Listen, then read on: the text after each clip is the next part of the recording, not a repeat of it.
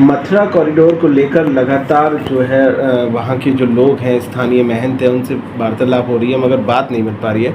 तो कब तक आपको लग रहा है कि सरकार के प्रयास सफल हो पाएंगे इस कॉरिडोर को आगे बढ़ाने के लिए? एक तो मैं आपको सब ये बड़ा क्लियरिटी कर दूँ, हमारी सरकार बिल्कुल दृढ़ संकल्प है। हम धर्म के साथ में राज करना चाहते हैं, हम अपने आस्था के केंद्रों को मजबूत स्तंभ बनाना चाहते हैं। ये हमारी एक आत्मा है, उसके लिए हम लोग डटे हैं। और मुझको लगता है कि मथुरा का जो विषय है ये कोर्ट में कुछ विषयों को लेकर लंबित है, तो उस पर मैं ज़्यादा टिप्पणी नहीं करूँगा। बता दें पत्थर नए लगाए जाएँ, कुछ ऐसा इंतजाम किया जाए, वहाँ फूल हों, पेड़ पौधे हों, उनके वहाँ के जो लोग हैं, महंत लोग हैं, ये चाहते हैं कि पत्थर की दीवार ना रहे, वृंदावन रहे, कुंज गलिया रहे। मुझको ऐसा लगता है कि मथुरा में बहुत काम हुआ है और बहुत काम हो भी रहा है। मथुरा को विकास प्राधिकरण जो यमुना एक्सप्रेस वे अथॉरिटी है उसमें भी लाने का काम उस उत्तर प्रदेश के यशस्वी मुख्यमंत्री श्री योगी जी ने किया है। तो जो मथुरा आज आपको दिखाई दे रहा है, 5 साल के बाद में पूरा नक्शा बदला हुआ दिखाई देगा और हमारी सरकार इसमें समुचित प्रबंध करेगी। मस्जिद और मदरसों में जाएंगे और भाजपा की नीतियों को बताएंगे। क्या 2027 में भाजपा को मुसलमानों का साथ जरूरी? देखिए, हमारा एक पंचिंग लाइन है और मैंने अभी कहा कि भारतवर्ष की आत्मा धर्म में बसती है, इस देश की संस्कृति में बसती है। हम संस्कृतिवान देश के लोग हैं। हमारा एक मूल मंत्र रहा है वासुदेव कुटुंबकम। हम पूरे संसार को एक अपने परिवार की तरह मानते हैं और फिर हम श्लोक में कहते हैं कि सर्वे भवन्तु सुखिनः, यानी हम सबके सुख की कल्पना करते हैं। ये हमारी आत्मा में है और इसीलिए सबका साथ सबका विकास ये हमारी आत्मा में है और ये करके दिखाया। ये नारे नहीं है, ये करके दिखाया। अगर आज 80 करोड़ देशवासियों को राशन फ्री ऑफ कॉस्ट मिलता है तो वो सभी समुदाय के लोगों को मिलता है, सभी वर्गों के लोगों को मिलता है। ये हमारी आत्मा में है, हम लोग करते हैं इसको। आपने बात की, बदायूं के ऐसे बहुत सारे ब्लॉक हैं जहां फार्मर रजिस्ट्री हो ही नहीं पाई है, तो वहां किस तरीके से किसान सम्मान निधि उन किसानों के खाते में पहुंचेगी, ये एक बड़ा सवाल है और अब तक इसका कोई हल सामने नहीं आया है। देखिए, हमारे बीडीओज, हमारे कृषि के विभाग के कर्मचारी लगातार इस बात की मॉनिटरिंग करते हैं। जो लोगों को किसान सम्मान निधि नहीं मिल रहा है वो हमारे ब्लॉक्स में जाकर कृषि अधिकारी से मिलकर अपनी बात को रखते हैं, एडिशन भी करते हैं। अगर कोई वास्तव में कोई दिक्कत है तो वो ज़रूर मिलें और कुछ लगता है कि नहीं हो पा रहा है तो फिर मैं दोबारा से अपने डायस पे जो मेरे दोनों तरफ सब लोग बैठे हैं मैं इनसे कहूँगा कि इसकी व्यवस्था करें और कुछ केसेस ज़रूर एग्जाम्पल दें, आप बताएं, जिससे कि विधायक जी बिल्कुल स्पेसिफिक होकर एक इन चीज़ों को देख सकें। मंत्री साहब बता। और स्वास्थ्य विभाग कहता है कि प्रत्येक माह 35 से 40 बच्चे मर जाते हैं, वेंटिलेटर की व्यवस्था नहीं है अब तक, तो इसको किस रूप में देखते हैं? मुझको बहुत ज़्यादा जानकारी नहीं है। मैं सोचूंगा कि विधायक जी हमारे यहाँ पर हैं तो इस चीज़ का ज़रूर संज्ञान लें। अगर वेंटिलेशन नहीं है, वेंटिलेटर्स नहीं है तो उसकी समुचित व्यवस्था वास्तव में सरकार का काम है, होना ही चाहिए।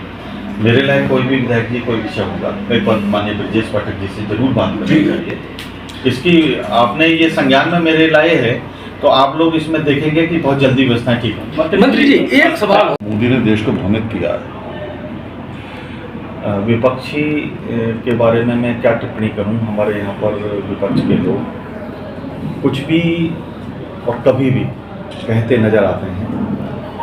कई बार तो ऐसा लगता है कि विपक्ष के लोगों को क्रिएटिविटी का कोई ज्ञान नहीं है।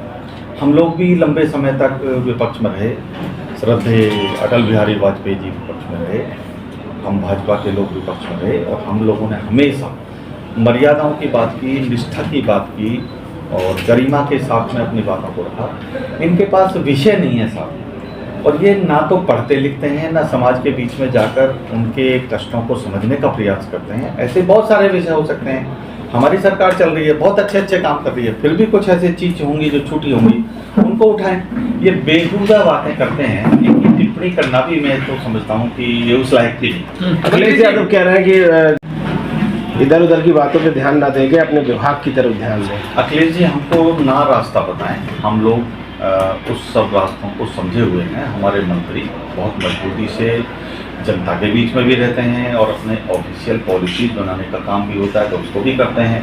और हम सबसे ज़्यादा विधानसभा को चलाकर हम उत्तर प्रदेश के सारे रिकॉर्डों को भी तोड़ने का काम कर रहे हैं। तो अखिलेश जी अपने काम पर ध्यान दें, हम लोग अपना काम बहुत मजबूती से मंत्री जी, अभी जिले में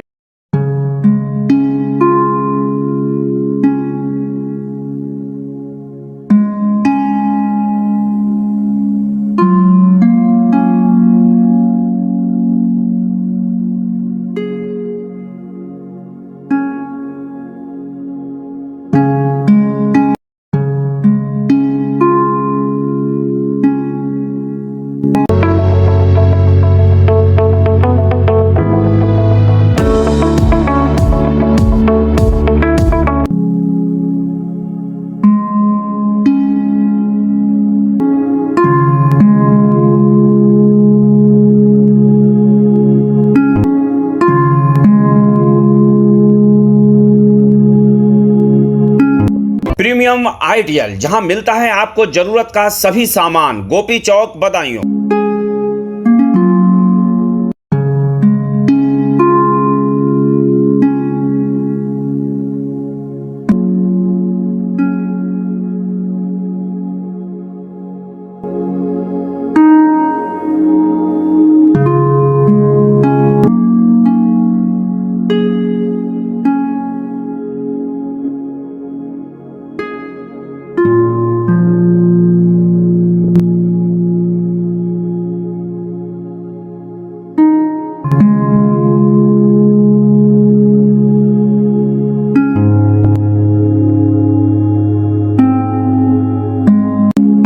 आपको हमारा वीडियो पसंद आया हो तो इसे लाइक, शेयर और सब्सक्राइब जरूर करें।